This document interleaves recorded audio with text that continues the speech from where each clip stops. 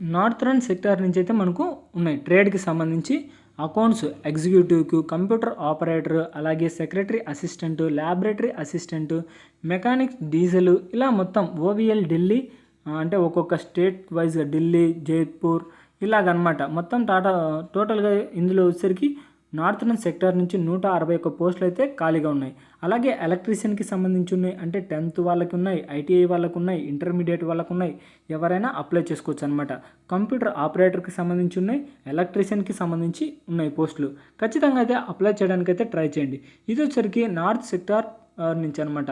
ఇకపోతే ముంబై సెక్టార్ నుంచి, అంటే ముంబైకి దగ్గరలో ఎవరైనా ఉన్నారనుకో వాళ్ళకి సంబంధించి ఎలక్ట్రీషియన్ పోస్టులు ఖాళీగా ఉన్నాయి. ఫ్రంట్ ఆఫీస్ సెక్టార్ దీంట్లో వచ్చేసరికి 139 పోస్టులు అయితే ఉన్నాయి. అలాగే పాన్వెల్, నేవా, ఇంకా గోవా నుంచి కూడా ఉన్నాయన్నమాట. గోవా నుంచి వచ్చేసరికి అకౌంట్ ఎగ్జిక్యూటివ్, అలాగే secretary assistant, front office assistant, computer operator and programming assistant, electrician, civil executive in diploma graduate, fire safety technician, oil and గ్యాస్కి సంబంధించిన పోస్టులు అయితే ఖాళీగా ఉన్నాయి.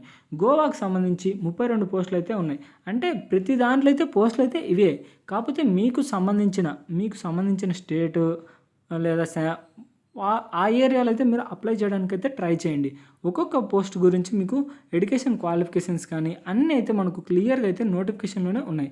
ఖచ్చితంగా అయితే అప్లై చేయడానికి అయితే ట్రై చేయండి.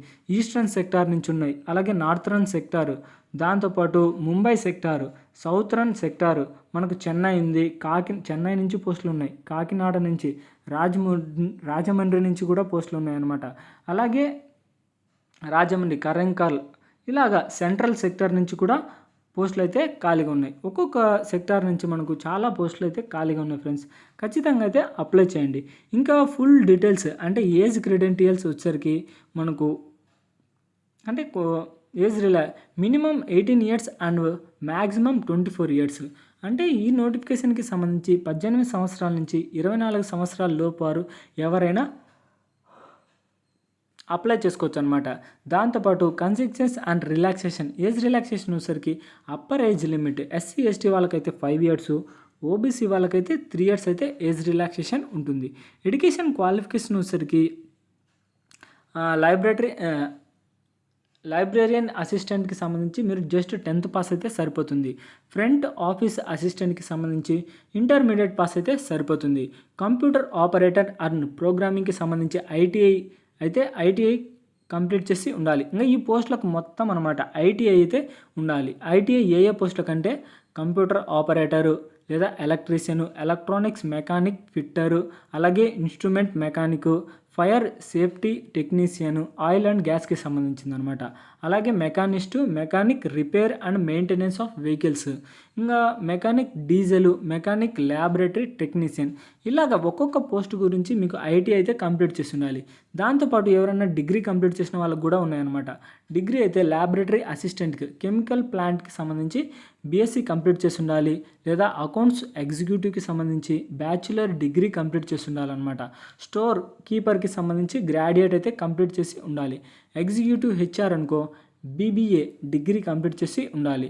ఇంకా సెక్రటరీ అసిస్టెంట్, అలాగే డేటా ఎంట్రీ ఆపరేటర్కి సంబంధించి గ్రాడ్యుయేట్ అయితే కంప్లీట్ చేసి ఉండాలి. ఫైర్ సేఫ్టీ ఎగ్జిక్యూటివ్కు BTech and BSc fire and safety complete చేసి ఉండాలన్నమాట. అంటే ఒక్కొక్క పోస్టుకి సంబంధించి ఒక్కొక్కటి, అంటే 10th వాళ్ళకు ఉన్నాయి, intermediate, ITI, BSc, degree, bachelor degree, graduate, ఇలా అందరికైతే పోస్టులు ఖాళీగా ఉన్నాయి. ఖచ్చితంగా అయితే అప్లై చేయడానికైతే ట్రై చేయండి. ఇంకా చెప్పాను కదా ఆల్రెడీ, ఒక్కొక్క దానికి శాలరీ విషయానికి అంటే స్టీఫండ్ కూడా ఉంటుందన్నమాట. 9,000, 8,000 ఇలా.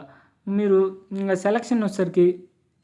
Selection for engagement of apprentice would be based on merit రాన్, అంటే మీరు అప్లై చేస్తే సరిపోతుంది. ఎలాంటి ఎగ్జామ్ ఫీజు అయితే అవసరం లేదు, ఎలాంటి ఎగ్జామ్ కూడా ఉండదు, ఇంటర్వ్యూ కూడా ఉండదు. జస్ట్ మీరు మెరిట్ తీస్తారనమాట. మెరిట్ తీసి మీ యొక్క ఏజ్ని బట్టి వాళ్ళైతే సెలెక్ట్ చేస్తారనమాట.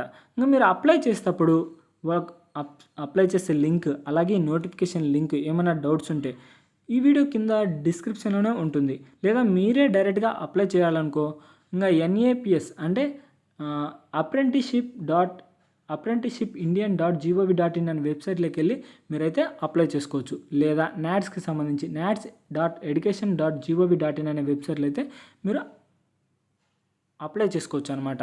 ఇంకా మొత్తం అప్లై చేసే ప్రాసెస్ అంతా ఇది. ఇంకా ఇంపార్టెంట్ డేట్స్ అయితే తెలుసుకుందాం. ఇంపార్టెంట్ డేట్స్ వచ్చేసరికి మనకు నోటిఫికేషన్ వచ్చేసరికి 4/10/2024 అయితే మనకు వదిలారు. ఇంకా ఓపెనింగ్ ఆన్లైన్ అప్లికేషన్స్ వచ్చేసరికి 5/10/2024 నుంచి అయితే మీరు ఆన్లైన్లో అప్లై చేసుకోవచ్చు. Last date of receive online application వచ్చేసరికి 25/10/2024 ఈ డేట్ లోపు అయితే మీరు ఆన్లైన్లో అప్లై చేసుకోవచ్చు. ఇంకా డేట్ ఆఫ్ రిజల్ట్ వచ్చేసరికి సెలక్షన్ 15/11/2024 ఈ డేట్ని అయితే మీకు రిజల్ట్ అయితే వస్తుందన్నమాట. ఇంకా మీకు సెంటర్స్ కూడా ఉన్నాయి. అంటే name of the work centre అంటే మీరు జాబ్ చేయాల్సింది మీకు మనకు ఢిల్లీ ఉంది, అహ్మదాబాద్ ఉంది, మన హైదరాబాద్ లొకేషన్లో కాకినాడ ఉంది. ఇలాగా మీకు ఏది దగ్గర లొకేషన్ అనుకుంటే ఆ దగ్గర అక్కడైతే మీరు పోస్టింగ్ చేసుకోవచ్చు అనమాట. ఇది గాయ్స్ నోటిఫికేషన్ యొక్క ఫుల్ డీటెయిల్స్ అయితే. ఇలాంటి వీడియోస్ మన ఛానల్లో డైలీ అప్లోడ్ అవుతూనే ఉంటాయి. మీరు అసలు మిస్ కాకూడదు అంటే వెంటనే అయితే సబ్స్క్రైబ్ చేసుకొని పక్కన బెల్ ఐకాన్ ఆల్లో పెట్టుకోండి. ఇలాంటి లేటెస్ట్ గవర్నమెంట్ జాబ్ నోటిఫికేషన్స్ మన ఛానల్లో డైలీ అప్లోడ్ అవుతూనే ఉంటాయి. మీరు అసలు మిస్ కాకూడదు అంటే వెంటనే అయితే సబ్స్క్రైబ్ చేసుకోండి. ఇక నెక్స్ట్ వీడియోలో మళ్ళీ కలుద్దాం. Bye friends.